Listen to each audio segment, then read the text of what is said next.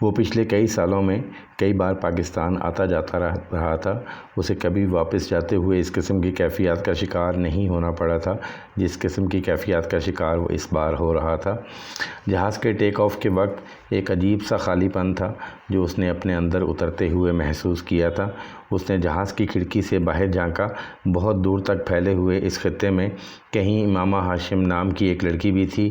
وہ وہاں رہتا تو کبھی کہیں کسی وقت کسی روپ میں وہ اسے نظر آ جاتی، اسے مل جاتی، یا کوئی ایسا شخص اسے مل جاتا جو اس سے واقف ہوتا۔ لیکن وہ اب جہاں جا رہا تھا اس زمین پر امامہ ہاشم کہیں نہیں تھی۔ کوئی اتفاق بھی ان دونوں کو آمنے سامنے نہیں لا سکتا تھا۔ وہ ایک بار پھر ایک لمبے عرصے کے لیے امکان کو چھوڑ کر جا رہا تھا۔ وہ زندگی میں کتنی بار امکان کو چھوڑ کر جاتا رہے گا؟ 10 منٹ کے بعد پانی سے ٹرینکولائزر کو نگلتے ہوئے اسے احساس ہو رہا تھا کہ وہ زندگی میں کہیں بھی نہیں کھڑا تھا۔ وہ زندگی میں کبھی بھی نہیں کھڑا ہو پائے گا۔ اس کے پیروں کے نیچے زمین کبھی نہیں آ سکے گی۔ 7ویں منزل پر اپنے اپارٹمنٹ کا دروازہ کھولتے ہوئے بھی اسے احساس ہو رہا تھا کہ وہ وہاں جانا نہیں چاہتا تھا، وہ کہیں اور جانا چاہتا تھا۔ کہاں؟ اس نے اپارٹمنٹ کے دروازے کو لاک کیا، لاؤنج میں پڑے ٹی وی کو آن کیا۔ CNN پر نیوز بلیٹن آ رہا تھا۔ اس نے اپنے جوتے اور جیکٹ اتار کر دور پھینک دیے، پھر ریموٹ لے کر صوفے پر لیٹ گیا۔ خالی اور ذہنی کے عالم میں وہ چینل بدلتا رہا۔ ایک چینل سے گونجتی ہوئی آواز نے اسے روک لیا۔ ایک غیر معروف سا گلوکار کوئی غزل گا رہا تھا۔ میری زندگی تو فراق ہے، وہ ازل سے دل میں مکیں سہی، وہ نگاہ شوق سے دور ہیں، رگ جاں سے لاکھ کریں سہی۔ اس نے ریموٹ اپنے سینے پر رکھ دیا۔ گلوکار کی آواز بہت خوبصورت تھی، یا پھر شاید وہ اس کے جذبات کو الفاظ دے رہا تھا۔ ہمیں جان دینی ہے ایک دن، وہ کسی طرح وہ کہیں سہی، ہمیں آپ کھینچیے دار پر، جو نہیں کوئی تو ہمیں سہی۔ شاعری، کلاسیکل میوزک، پرانی فلمیں، انسٹرومنٹل میوزک، اسے ان تمام چیزوں کی ورتھ کا اندازہ پچھلے کچھ سالوں میں ہی ہونا شروع ہو گیا تھا۔ پچھلے کچھ سالوں نے اس کی موسیقی کے انتخاب کو بہت اعلیٰ کر دیا تھا، اور اردو غزلیں سننے کا تو اس نے کبھی خواب میں بھی نہیں سوچا تھا۔ سر طور ہو سر حشر ہو، ہمیں انتظار قبول ہے، وہ کبھی ملیں وہ کہیں ملیں، وہ کبھی سہی وہ کہیں سہی۔ اسے ایک بار پھر امامہ یاد آئی۔ اسے ہمیشہ وہی یاد آتی تھی۔ پہلے وہ صرف تنہائی میں یاد آتی تھی، پھر وہ ہجوم میں بھی نظر آنے لگی، اور وہ محبت کو پچھتاوا سمجھتا رہا۔ نہ ہو ان پر جو میرا بس نہیں، یہ عاشقی ہے ہوس نہیں، میں انہی کا تھا میں انہی کا ہوں، وہ میرے نہیں تو نہیں سہی۔ سالار ایک دم صوفے سے اٹھ کر کھڑکیوں کی طرف چلا گیا۔ 7ویں منزل پر کھڑے وہ رات کو روشنیوں کی اوٹ میں سے دیکھ سکتا تھا۔ عجیب وحشت تھی جو باہر تھی، عجیب عالم تھا جو اندر تھا۔ ہو جو فیصلہ وہ سنائیے، اسے حشر پر نہ اٹھائیے، جو کریں گے آپ ستم وہاں، وہ ابھی سہی وہ یہیں سہی۔ وہاں کھڑے کھڑکیوں کے شیشوں کے پار اندھیرے میں ٹمٹماتی روشنیوں کو دیکھتے ہوئے اس نے اپنے اندر اترنے کی کوشش کی۔ میں اور کبھی کسی لڑکی سے محبت کروں، سوال ہی پیدا نہیں ہوتا۔ بہت سال پہلے اکثر کہا جانے والا جملہ اسے یاد آیا۔ باہر تاریکی کچھ اور بڑھی، اندر آوازوں کی باز گشت۔ اس نے شکست خوردہ انداز میں سر جھکایا، پھر چند لمحوں کے بعد وہ دوبارہ سر اٹھا کر کھڑکی سے باہر دیکھنے لگا۔ انسان کا اختیار کہاں سے شروع کہاں پہ ختم ہوتا ہے؟ ڈپریشن کا ایک اور دورہ۔ وہ باہر نظر آنے والی ٹمٹماتی روشنیاں اب بجھنے لگی تھیں۔ اسے دیکھنے کی جو لو لگی تو نصیر دیکھ ہی لیں گے ہم، وہ ہزار آنکھ سے دور ہو، وہ ہزار پردہ نشیں سہی۔ سالار سکندر نے مڑ کر اس کی اسکرین کو دیکھا۔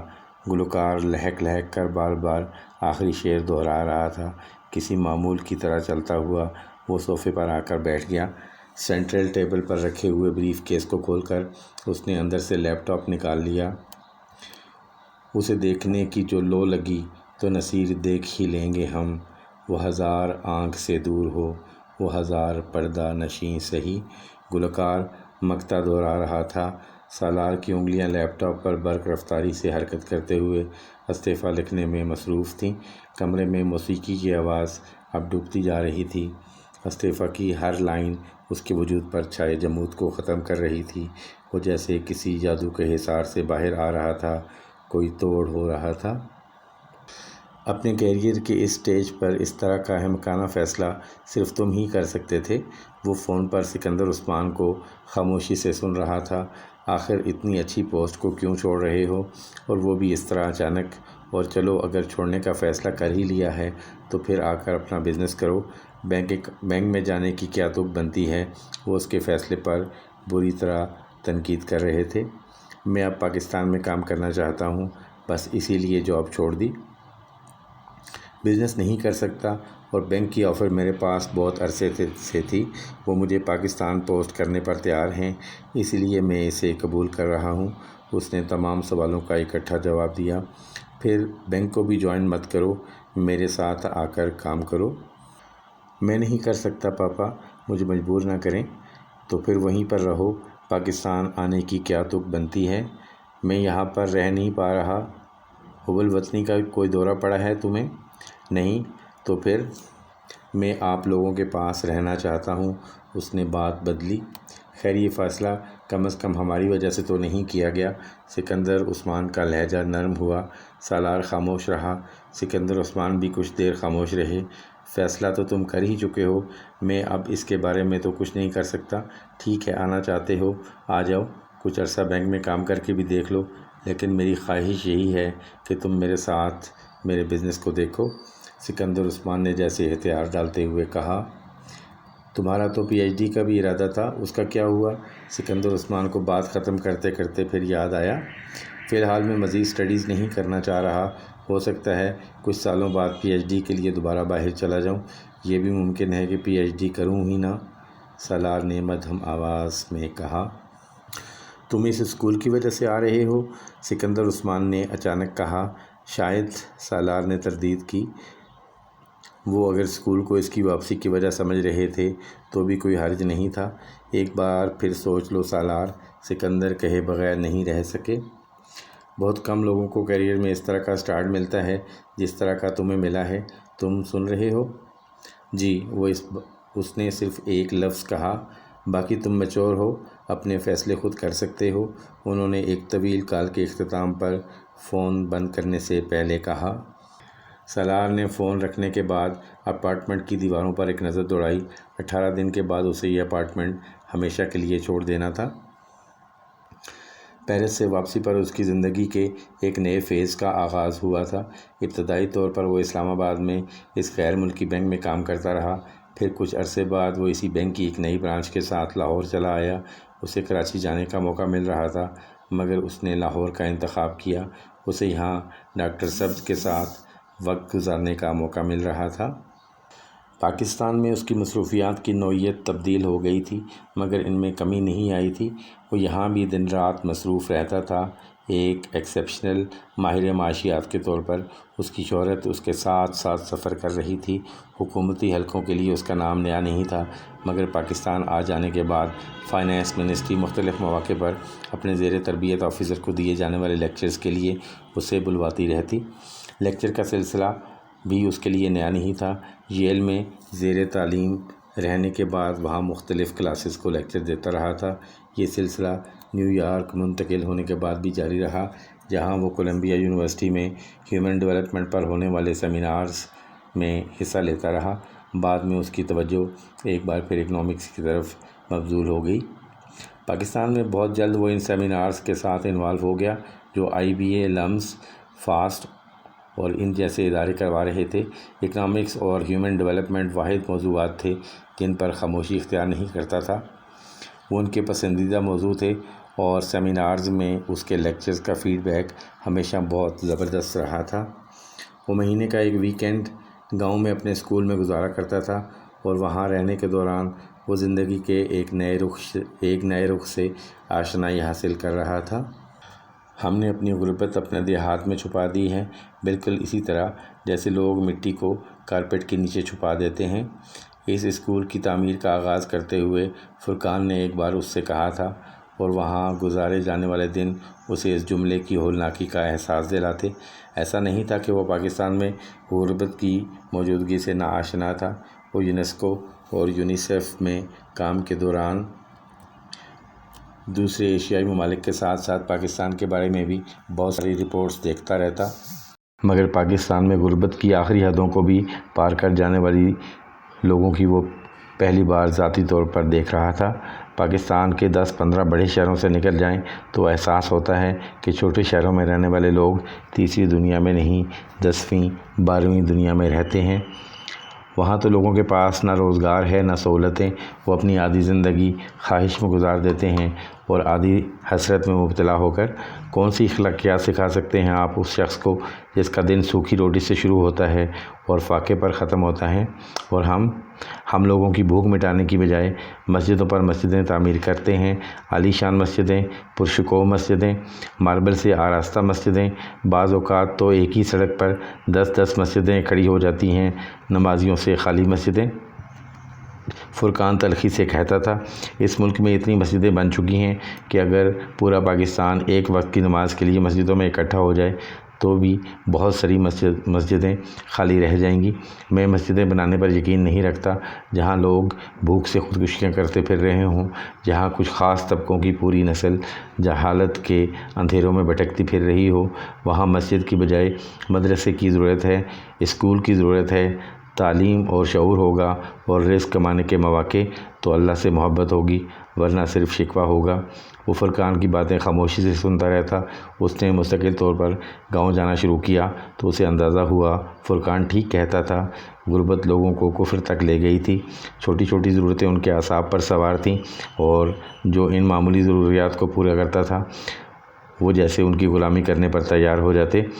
اس نے جس ویکینڈ پر گاؤں جانا ہوتا، اسکول میں لوگ اپنے چھوٹے موٹے کاموں کے لیے جمع ہو جاتے۔ بعض دفعہ لوگوں کی قطاریں ہوتیں۔ بیٹے کو شہر کی کسی فیکٹری میں کام پر رکھوا دیں، چاہے 1000 روپیہ ہی مل جائے، مگر کچھ پیسے تو آئیں۔ 2000 روپے مل جاتے تو میں اپنی بیٹی کی شادی کر دیتا۔ بارش نے ساری فصل خراب کر دی، اگلی فصل لگانے کے لیے بیج خریدنے تک کے لیے پیسے نہیں ہیں، آپ تھوڑے پیسے قرض کے طور پر دے دیں، میں فصل کاٹنے کے بعد دے دوں گا۔ بیٹے کو پولیس نے پکڑ لیا ہے، قصور بھی نہیں بتاتے، بس کہتے ہیں ہماری مرضی، جب تک چاہیں اندر رکھیں، تم IG کے پاس جاؤ۔ پٹواری میری زمین پر جھگڑا کر رہا ہے، کسی اور کو الاٹ کر رہا ہے، کہتا ہے میرے کاغذ جعلی ہیں۔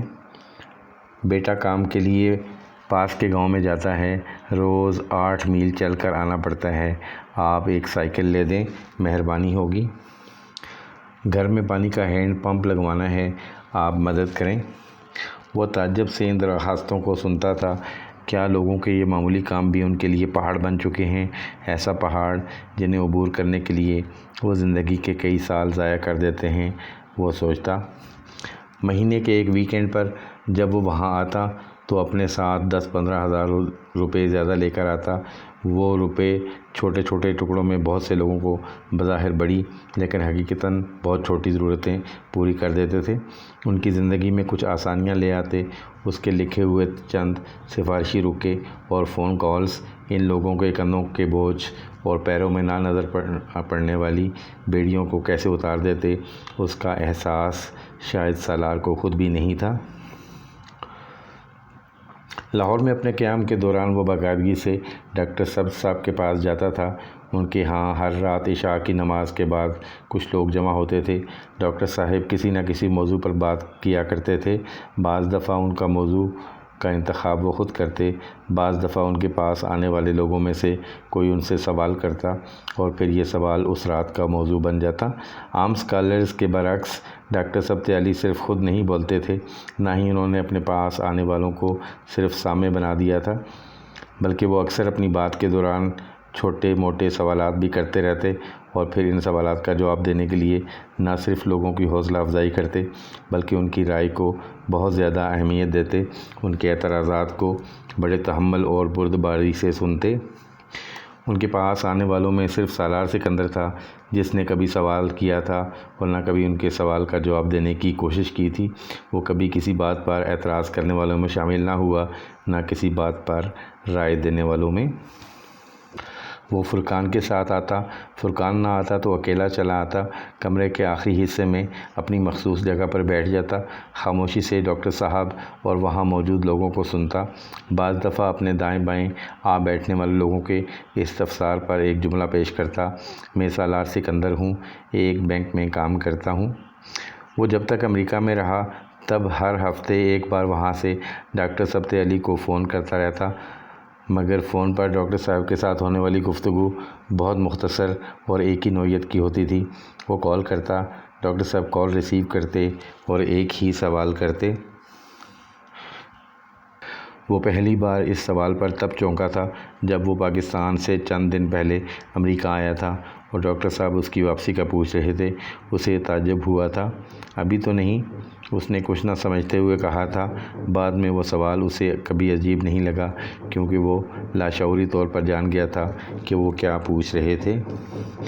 آخری بار انہوں نے وہ سوال اس سے تب کیا تھا جب وہ امامہ کی تلاش میں ریڈ لائٹ ایریا میں پہنچا تھا۔ پیرس واپس پہنچنے کے ایک ہفتے کے بعد اس نے ہمیشہ کی طرح انہیں کال کیا تھا۔ ہمیشہ جیسی گفتگو کے بعد گفتگو اسی سوال پر آ پہنچی تھی۔ واپس پاکستان کب آ رہے ہیں؟ بے اختیار سالار کا دل بھر آیا۔ وہ اسے خود کو کمپوز کرنے میں کچھ دیر لگی۔ اگلے ماہ آ جاؤں گا، میں ریزائن کر رہا ہوں، واپس آ کر پاکستان میں ہی کام کروں گا۔ پھر ٹھیک ہے، آپ سے اگلے ماہ ملاقات ہوگی، ڈاکٹر صاحب نے تب کہا تھا۔ دعا کیجیے گا، سالار آخر میں کہتا۔ کروں گا، کچھ اور کچھ نہیں، اللہ حافظ، وہ کہتا۔ اللہ حافظ، وہ جواب دیتے۔ گفتگو کا یہ سلسلہ پاکستان آنے تک جاری رہا۔ جب وہ ان کے پاس باقاعدگی سے جانے لگا تو یہ سلسلہ ختم ہو گیا۔ لاہور آنے کے بعد وہ باقاعدگی سے ان کے پاس جانے لگا تھا۔ اسے ان کے پاس سکون ملتا تھا۔ صرف ان کے پاس گزرا ہوا وقت ایسا ہوتا تھا جب وہ کچھ دیر کے لیے مکمل طور پر اپنے ڈپریشن سے آزادی حاصل کر لیا کرتا تھا۔ بعض دفعہ ان کے پاس خاموش بیٹھے بیٹھے بے اختیار اس کا دل چاہتا وہ ان کے سامنے وہ سب کچھ اگل دے جسے وہ اتنے سالوں سے اپنے اندر زہر کی طرح بھرے پھر رہا تھا۔ پچھتاوا، احساس جرم، بے چینی، بے بسی، شرمندگی، ندامت، ہر چیز۔ پھر اسے خوف پیدا ہوتا ڈاکٹر سبت علی اس کو پتہ نہیں کن نظروں سے دیکھیں گے۔ اس کی ہمت دم توڑ دیتی۔ ڈاکٹر سبت علی ابہام کو دور کرنے میں کمال رکھتے تھے۔ وہ ان کے پاس خاموش بیٹھا رہتا، صرف سنتا، صرف سمجھتا، صرف نتیجے اخذ کرتا۔ کوئی دھن تھی جو چھٹ رہی تھی، کوئی چیز تھی جو نظر آنے لگی تھی۔ جن سوالوں کو وہ کئی سالوں سے سر پر بوجھ کی صورت میں لیے پھر رہا تھا، ان کے پاس ان کے جوابات تھے۔ اسلام کو سمجھ کر سیکھیں تو آپ کو پتہ چلے گا کہ اس میں کتنی وسعت ہے۔ یہ تنگ نظری اور تنگ دلی کا دین نہیں ہے، نہ ہی ان دونوں چیزوں کی اس میں گنجائش ہے۔ یہ میں سے شروع ہو کر ہم پر جاتا ہے، فرد سے معاشرے تک۔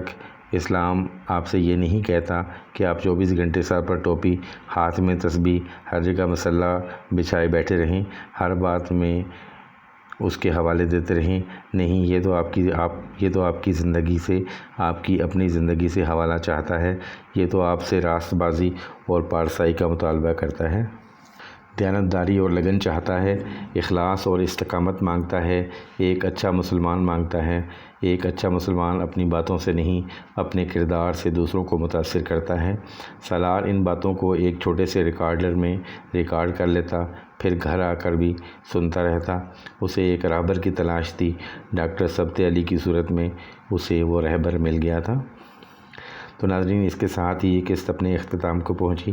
آنے والی اقساط کو بروقت دیکھنے کے لیے چینل کو سبسکرائب کر لیجئے اور بیل آئیکن کو بھی پریس کر دیجئے تاکہ آپ کو آنے والی اقساط بروقت مل سکیں۔ اگر آپ کے کوئی کمنٹس ہیں تو کمنٹ سیکشن میں جا کر ضرور لکھیے گا۔ حاضر ہوتے ہیں ایک نئی ویڈیو کے ساتھ، تب تک کے لیے اجازت دیجیے گا۔ اللہ نگہبان۔